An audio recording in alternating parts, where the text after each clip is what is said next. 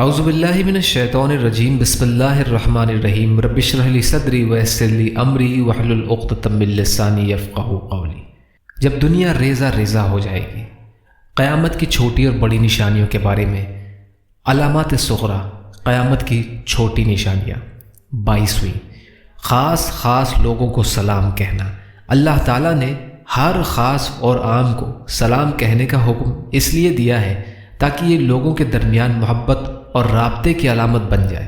حکم دیا گیا کہ چھوٹا بڑے کو اور غنی فقیر کو سلام کرے۔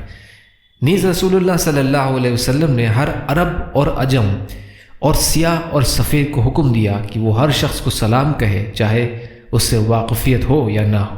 آپ صلی اللہ علیہ وسلم کا ارشاد گرامی ہے، تم لوگ جنت میں داخل نہیں ہو سکتے جب تک تم ایماندار نہ ہو جاؤ، اور تم ایماندار نہیں ہو سکتے جب تک آپس میں محبت نہ کرنے لگو۔ کیا میں تمہیں ایک ایسی چیز نہ بتاؤں کہ جب تم اسے کرو گے تو وہ آپس میں محبت کرنے لگو گے؟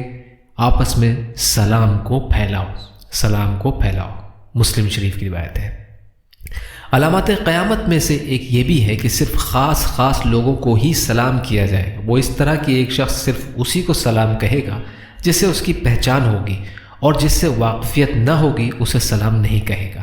جبکہ سنت یہ ہے کہ سلام ہر مسلمان کو کیا جانا چاہیے، آپ اسے جانتے ہو یا نہ جانتے ہو۔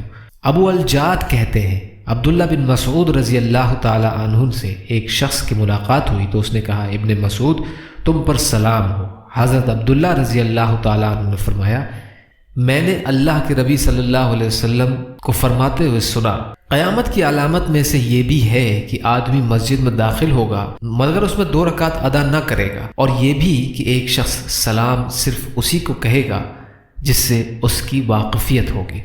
صحیحین میں روایت ہے کہ ایک شخص نے نبی کریم صلی اللہ علیہ وسلم سے پوچھا، کون سا اسلام بہتر ہے؟ آپ صلی اللہ علیہ وسلم نے فرمایا، کھانا کھلاؤ اور ہر شخص کو سلام کرو، چاہے تم اسے جانتے ہو یا نہ جانتے ہو۔ کھانا کھلاؤ اور ہر شخص کو سلام کرو، چاہے تم اسے جانتے ہو یا نہ جانتے ہو۔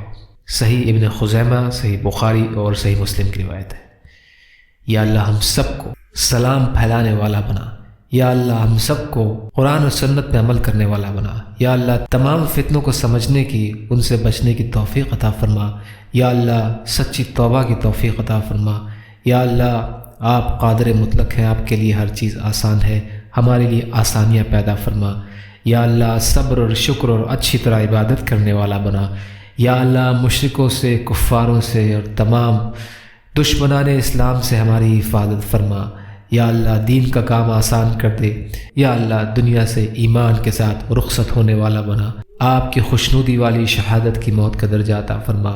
یا اللہ اپنے حلال میں سے دیجیے، اپنے حرام سے بچائیے، اپنے غیر سے بے نیاز کر دیجیے، جو مانگا وہ بھی عطا کر دیجیے، جو بھول گئے ہیں اپنے فضل کرم سے عطا فرمائیے۔